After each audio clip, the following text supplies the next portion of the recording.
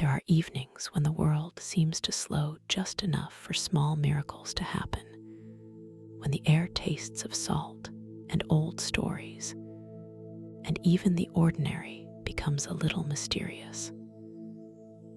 This is one of those evenings, and I'll tell you a tale of curious courage and a gentle, improbable kind of heroism.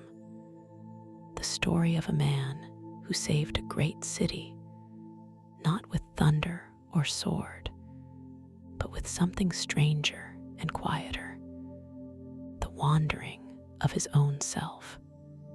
It began on a warm, ordinary spring afternoon. In a flat that smelled faintly of pipe tobacco and old paper, a writer sat thinking about plots that would not quite make themselves. He was the sort of man who noticed small oddities, how the sunlight slid along the windowsill, and how a cup left unattended cooled in soft bands. And he had a patience for the kind of stories that move like cat's paws across the night. On that day, a friend named Porky Jenks arrived, rumpled and sweating, with worry pressed into every line of his face. Porky had always been a cheerful, round fellow, the kind whose laughter seemed to make room for itself in any small room. But on that afternoon, his eyes were pale and haunted, and he spoke in a slow, odd voice. He told the writer that something impossible had begun to happen to him. The thing was not spectacular in the way disasters are no crack of thunder, no blinding light. It was quieter, more intimate and unnerving. His sense of himself, his ego, had started to slip away and walk. Imagine, he said, sitting in his little chair by the window, and at the same time feeling himself walking past that very window, looking from a different pair of eyes at the building across the street. It was like being two people at once, or like wearing someone else's coat by mistake. At first, he thought it was a dream. Then, when he found himself stepping into a bar with hands that were not his and thinking mischievous, small thoughts that were not his either, he understood it was something else. He could take control of other bodies, people unaware, and live briefly in them. And then, just as quickly as he took hold, he could withdraw and come home. He told them about the horror of it, the way once he had slipped into the mind of a meek woman who was arguing with her husband, and how he had made her stand up to him for a moment with a courage she had never shown. He had a telling, slightly embarrassed tone, proud of the boldness, frightened by the consequences. The little room listened and tried to understand. A daughter, Lisbeth, a spirited young woman with unruly brown hair who wanted to be a newspaper photographer, and Baldy Green, a kindly cartoonist with an eye for the absurd and the heroic. Both stood with polite disbelief until Porky, afraid and earnest, offered to demonstrate. They crowded to the window and watched as Porky, concentrating, fixed his attention on an old woman across the street. The change was a small human thing at first, a shuddering in Porky's face, his head falling back against the chair as if a sleep had taken him. Then, half a block away, The old woman straightened with unexpected authority, stepping into the street and directing traffic with a shaking umbrella. A few horns blared, and for a while there was confusion, some minor collisions, and then policemen arrived to take the bewildered woman away.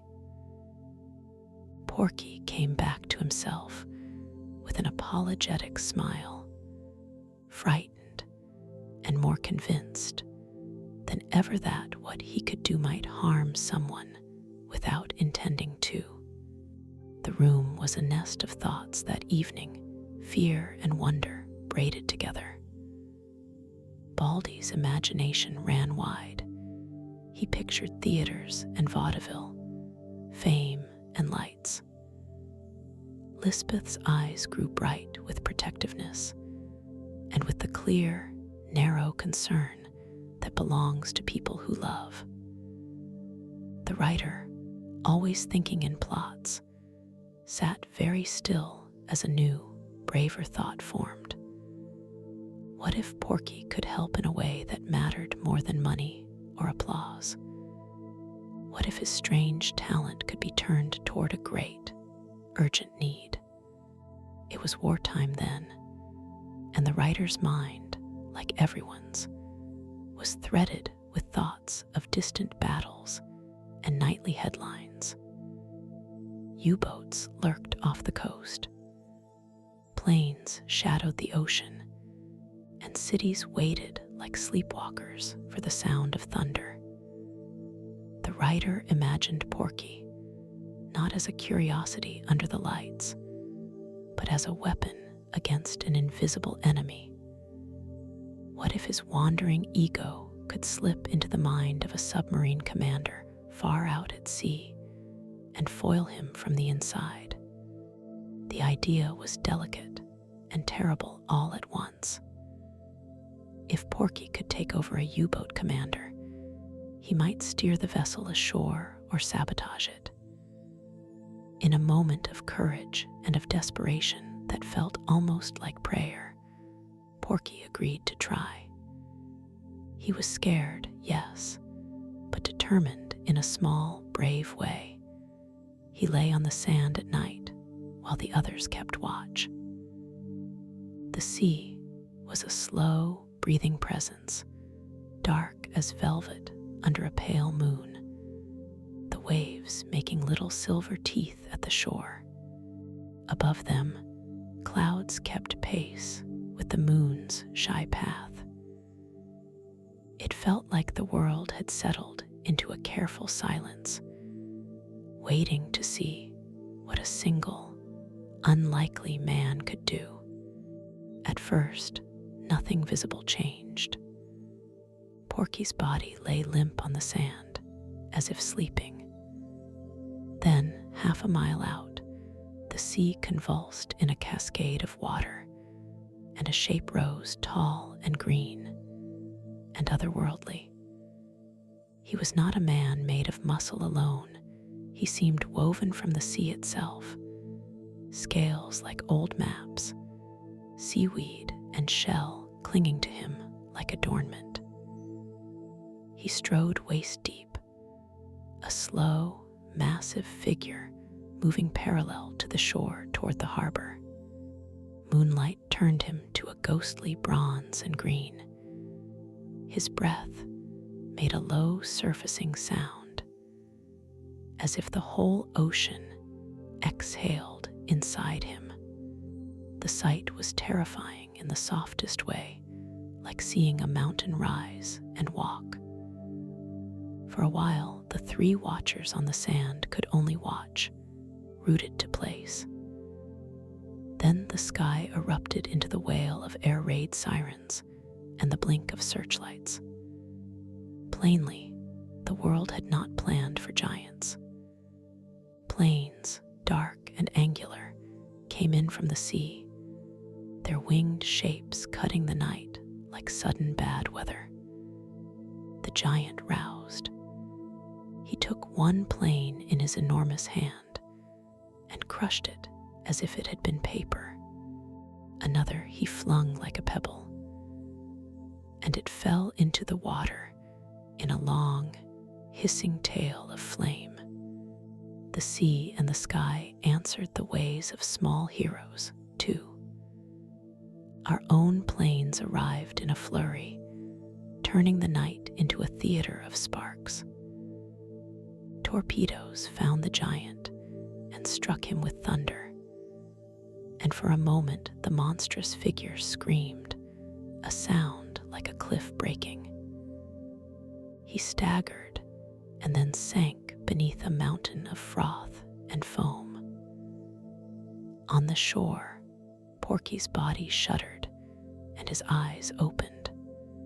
He blinked, rubbed his forehead, and was momentarily confused, like a man who had just walked through the wrong door and is catching his bearings.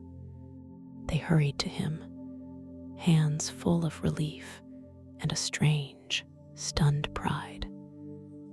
The world around them, for a breath, had been saved not by tanks or tall generals, but by a trembling man who had borrowed someone else's courage, and by something more than courage, a curiosity of spirit that allowed him to slip into places he did not entirely belong. That night, a great city was spared, and a giant of green glass and sea returned to the deep. The watchers sat on the sand and let the ocean speak its slow, steady language of tide and wind. There is a tenderness in the aftermath of such strange triumphs. The writer and his friends mapped out grand plans, their minds catching fire with possibility. If one strange gift could do such good, what might a dozen do? They imagined a chain of small, miraculous interventions, like a string of stars, each one guiding some dark ship to safety or confusion. But life, even in stories, has a way of settling things small and true. Between plans and wide horizons, something quiet happened instead. Lisbeth and Porky, who had feared for one another through that strange night, found their private map read a different way. Where once Porky's restlessness had carried him across the city and the sea, it began to remain anchored by a steady, human affection. His wandering soul, the thing that had been the city's unlikely savior, found its way home. By the next evening, Porky told them, in a voice both embarrassed and delighted, that he no longer felt the urge to slip away.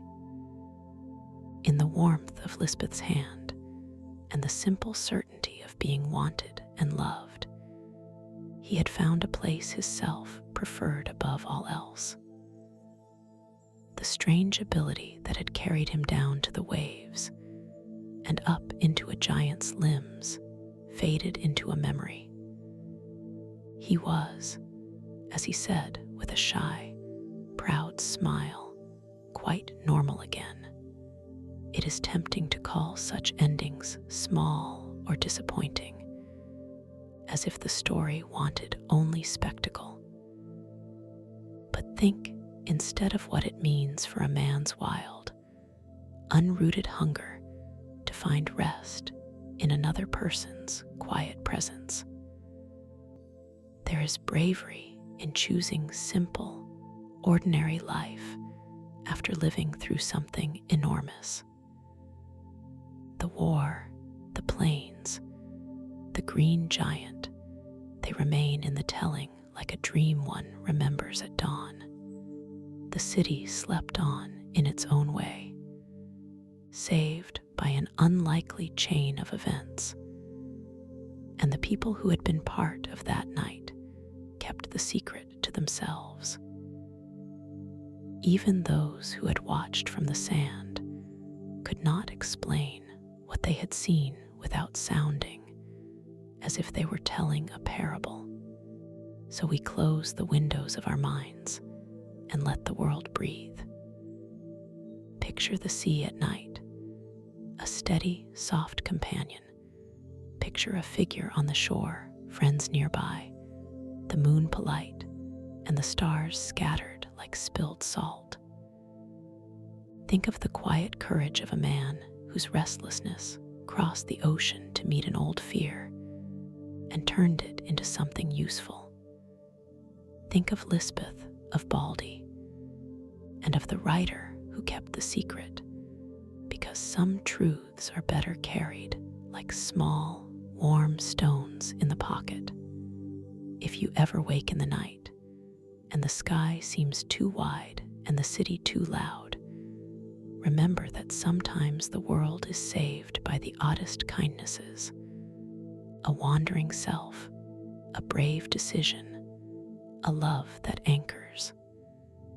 The story ends not with a trumpet, but with a gentle settling, the sound of waves going on. Sleep, too, is like that, a slow rescue. Let the rhythm of the tide and the quiet of the night be your lullaby. Rest now, and let dreams carry you safely where the heart finds its home.